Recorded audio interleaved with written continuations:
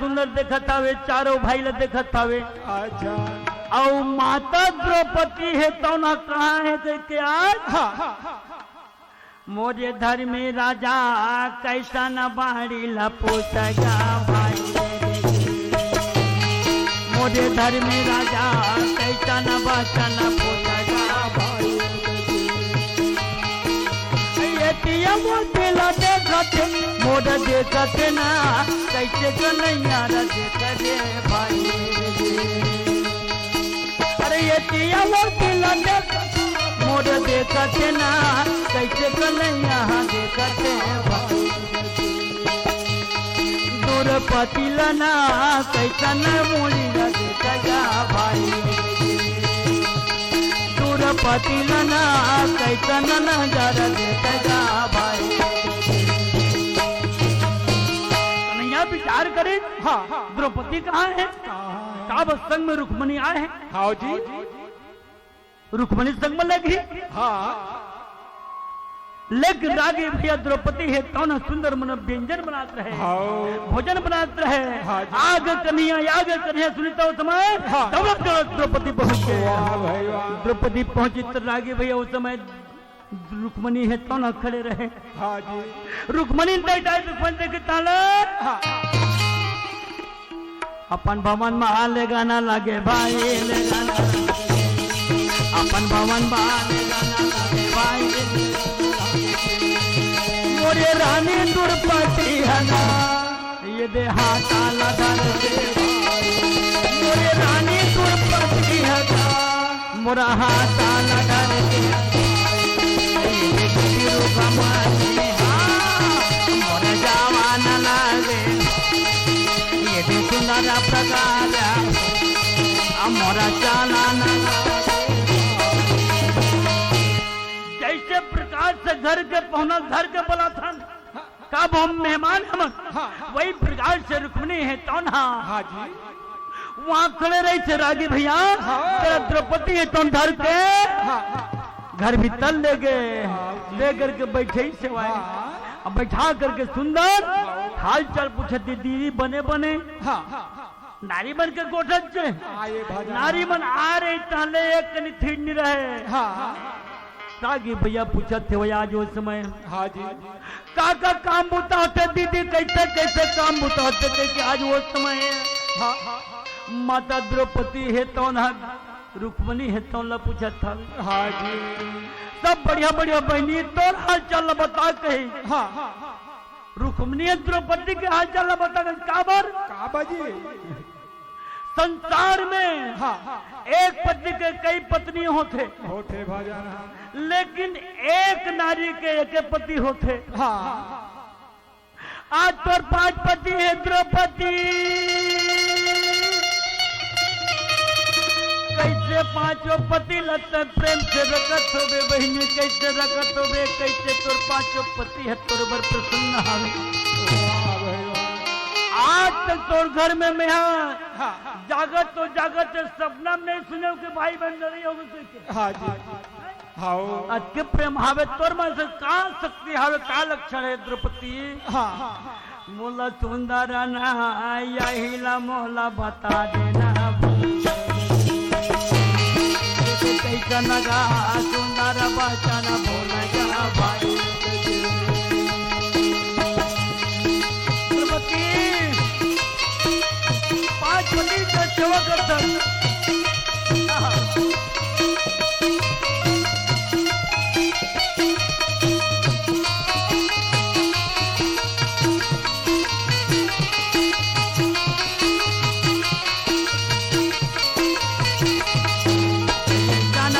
न बोलेगा मोरा बोलेगा भाई दीदी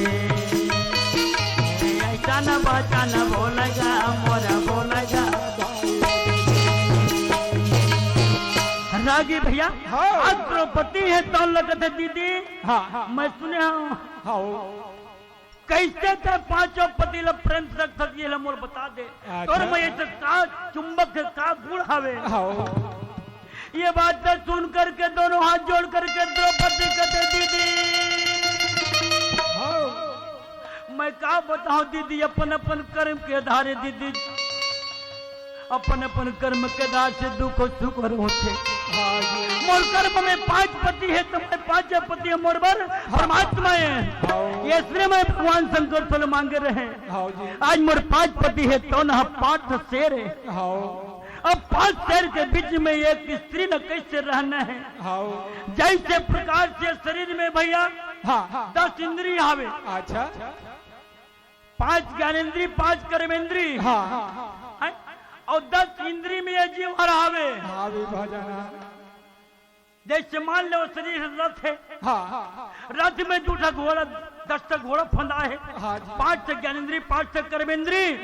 और ये शरीर के जीव रूपी है तो रथ में बैठे राजा बने। अच्छा और बाग डोलना ये मन हरे बाग डोला मन धर के रखे है भाई। जेती मन रगी को जो मन जाते है शरीर है तो ना। अरे ये तो बढ़िया रहना है तो मन ला तो बांध के रख ले। रुक्मणी दीदी जैसे जीव है तो ना काम क्रोध लोभ मोह माया विरक्त होकर के भगवान के ऊपर सतमार्ग के ऊपर ध्यान लगाते। वही प्रकार से मैं 5 ये मोरे ये पतिया परमात्मा ये ना एक छोड़ पर कोनो नहीं है। 5 ये पति परमात्मा ये परमात्मा ये ना माया सेवा बजा वो करते वाला ना माया करता दीदी मन इच्छा वो पूरा करता बहनी नारी धर्म पति पूजाए भाई नारी धर्म पति पूजाए भाई।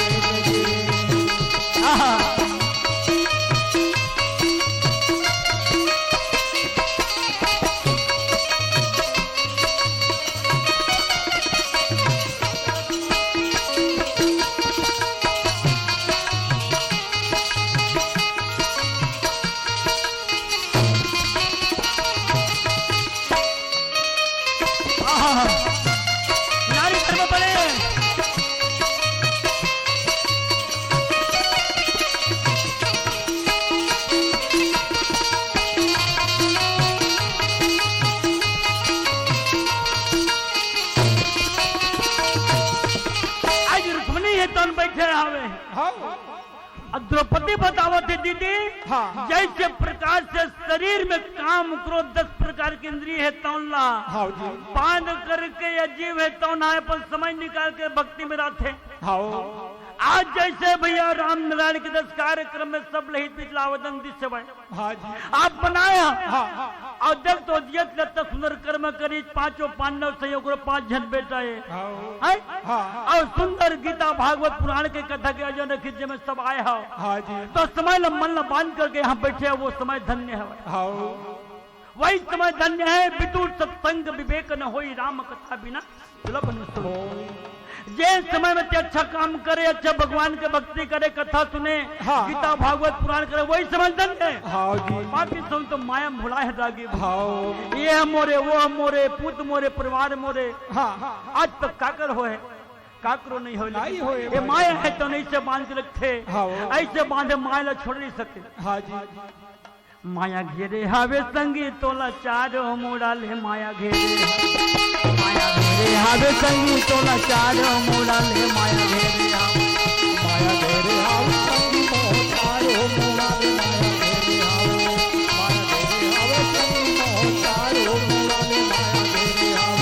माया घेरे हावे दीदी तोला चारो मोड़ा ले माया घेरे हावे माया घेरे हावे दीदी तोला चारो मोड़ा ले माया घेरे हावे माया घेरे हावे दीदी चारो मोड़ा ले माया घेरे हावे माया घेरे हावे भैया चारो मोड़ा ले माया घेरे हावे। अरे बेंद्रा का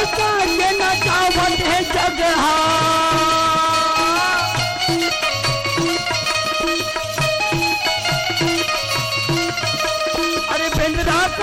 के नचावत है जगह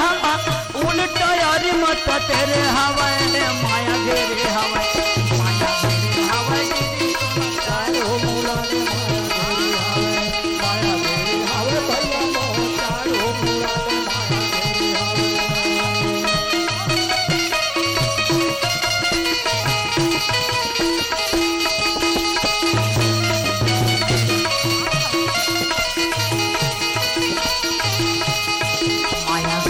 हवे दीदी तो लाचारो मोड़ा ले माया देवी हवे भैया तो लाचारो मोड़ा ले माला कपल्ला खेल खेल माँ बिताए आए जवानी मोह माया माँ भुलाए कैसे अरे बाला कपल्ला खेल खेल माँ बिताए आए जवानी मोह माया माँ भुलाए कैसे बुढ़ापा में का करी लेबे रामा भजन नहीं सुहावे या ये बुढ़ापा रे का करी लेबे हरि भजन नहीं सुहावे यहाँ भक्ति के लगे कतार भजन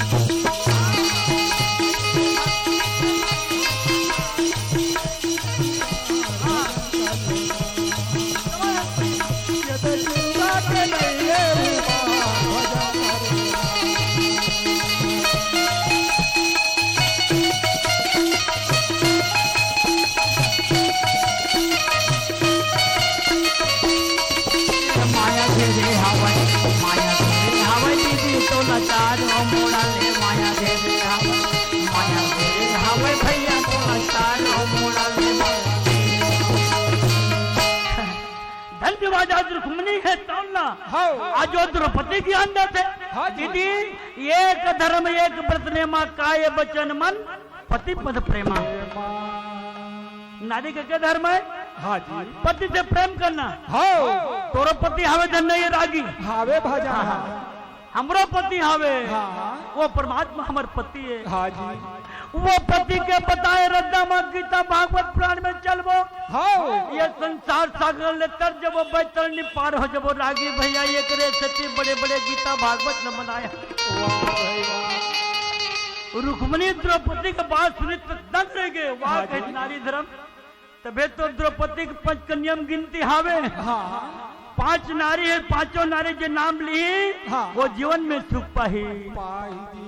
आज द्रौपदी बताते दीदी ये कर्म के लिखा नहीं तो कच दीदी मोर कर्म के वो लिखा दीदी मोर कर्म नहीं से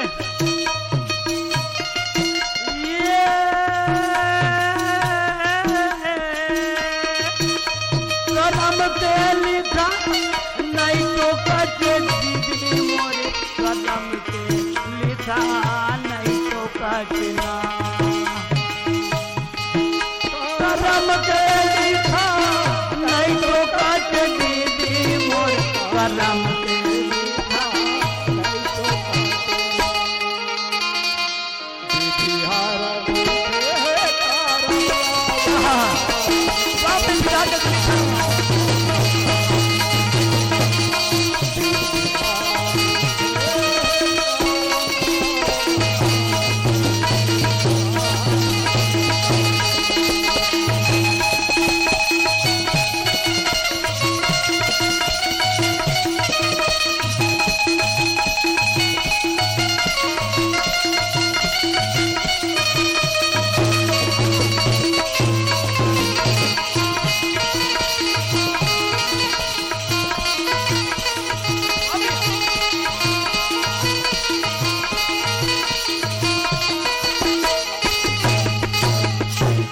तक लिखा दीदी बोल वृंदावन बिहारी लाल की जय। हमारे बड़े भैया या